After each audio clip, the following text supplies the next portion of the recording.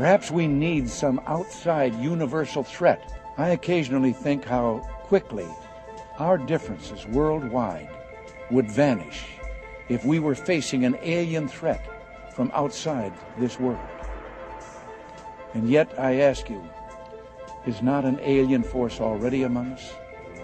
What could be more alien to the universal aspirations of our peoples than war and the threat of war? What do we know? We know now we live in an ever-expanding universe. We know that there are billions of stars and planets literally out there, and the universe is getting bigger. We know from our fancy telescopes that just in the last 2 years, more than 20 planets have been identified outside our solar system that seem to be far enough away from their suns and dense enough that they might be able to support some form of life. So it makes it increasingly less likely that we're alone. Oh, you're trying to give me a hint that there are aliens.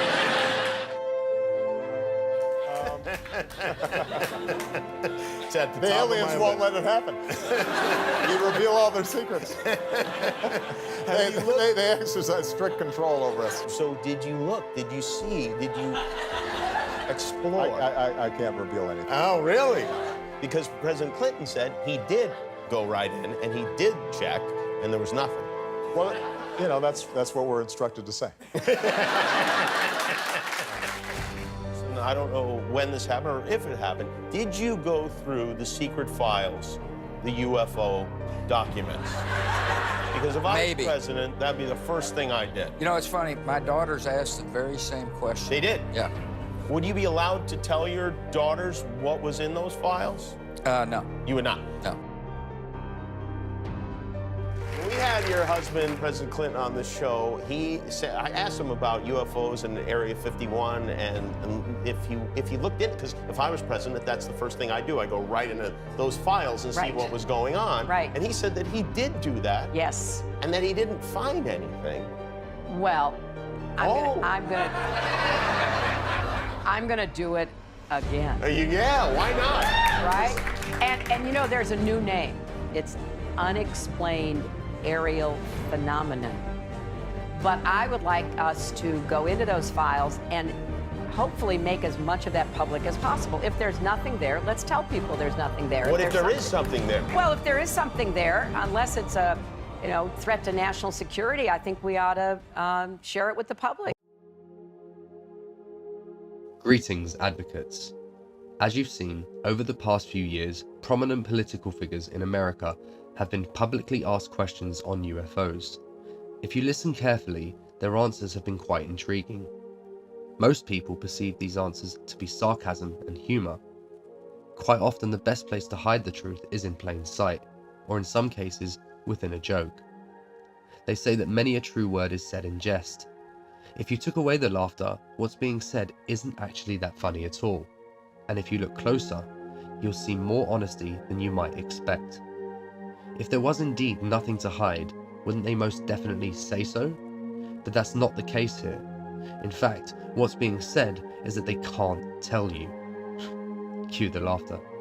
We at AOD believe this is part of a larger, ongoing campaign to drip feed information into the public to climatize our minds to the possibility that we're not alone in the universe.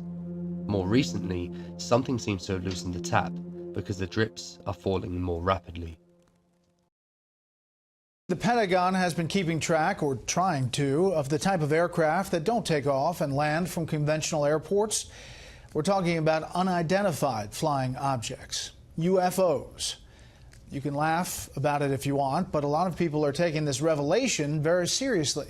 Correspondent Garrett Tenney is here with more on this program. Good evening, Garrett. Well, Brett, good evening to you. We may not know if aliens exist, but it turns out our government had a special team of UFO hunters that was trying to find out. The Pentagon now confirms the existence of a secretive UFO program tasked with investigating reports of unidentified flying objects. The Advanced Aviation Threat Identification Program was created in 2007 at the urging of then Senate Majority Leader Harry Reid. And over the next 5 years, years, the program received more than $20 million for its work, which included analyzing a variety of aeronautic threats ranging from what could be our adversaries' next-generation aircraft to reports from military pilots of encounters with unknown objects like this one in 2004 that appear to defy the laws of physics. Look at that thing, dude. So look at that thing. It's rotating. Now, the Pentagon tells us the program ended in 2012 when officials determined there were other higher priority issues. But the program's former director, who resigned in October, says it was only the funding that ended and that over the last 5 years, the program has continued investigating incidents alongside their new responsibilities.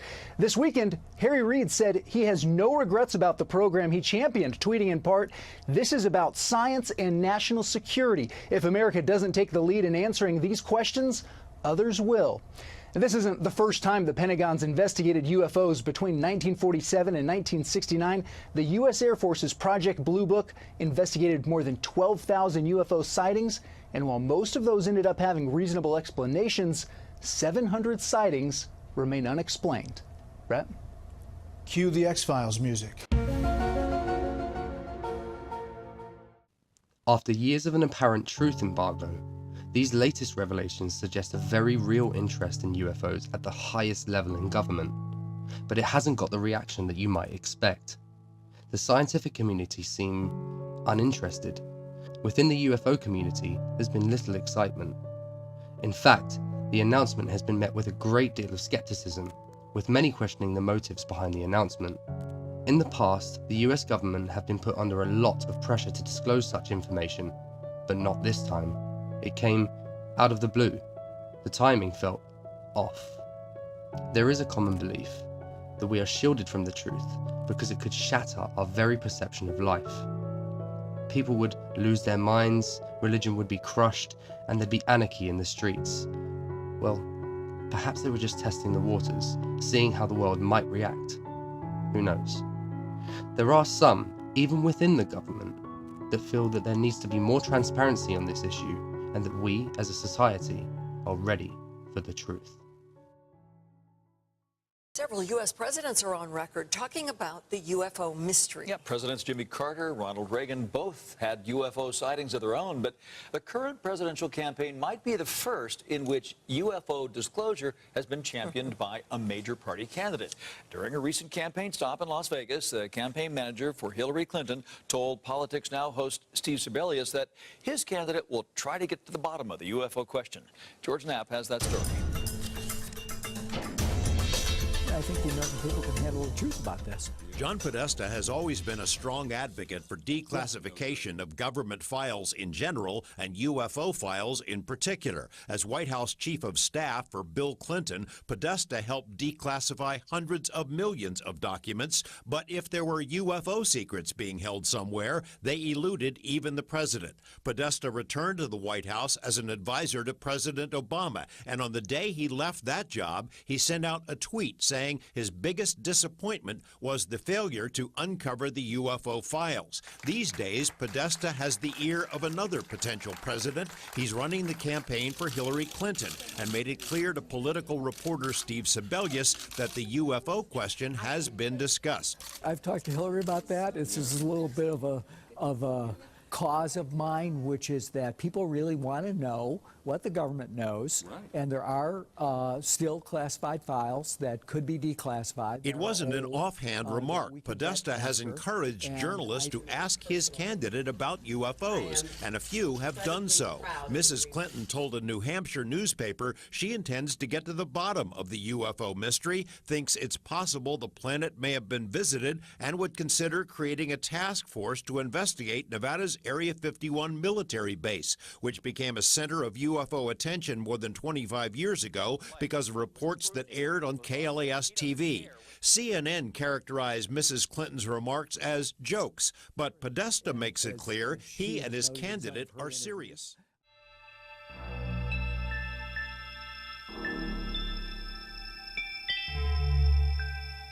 The right to speak and the right to print without the right to know are pretty empty. So I believe that the notion of open government, freedom of information, the fundamental tenets of the of the Freedom of Information Act are really part and parcel of our First Amendment rights. I think it's time to open the books on questions that have remained in the dark, on the question of government investigations of UFOs. It's time to find out what the truth really is that's out there. We ought to do it really because it's right. We ought to do it because the American people, quite frankly, can handle the truth. And we ought to do it because it's the law. So there are these cases in which documents haven't been made available to the American public. The American public, as Bonnie noted, is quite skeptical about the fact that the government won't make them available for public inspection. These are records that are more than 25 years old. They ought to be declassified, they ought to be released, and we ought to be able to see for ourselves what's included in those documents. If someone in the position of John Podesta is calling for more transparency on the issue, then you'd have to assume that there is a level of secrecy for a reason. It's not unlike governments to lie to us. After all, they are run by human beings that share the same flaws as any other human on this planet.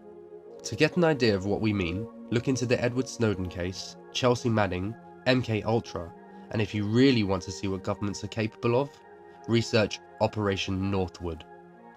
Whether or not you believe in UFOs, we believe there is evidence to suggest that the US government are preparing us for some form of UFO disclosure.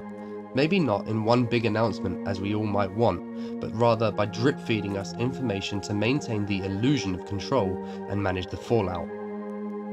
Anyway guys, thank you for watching. If you've made it this far, you're well on your way to becoming an advocate. Don't forget to like, share and subscribe. And remember, there's no cure for the red pill, no ladder to get out the rabbit hole. Your only job now is to keep your mind open and your eyes on the skies.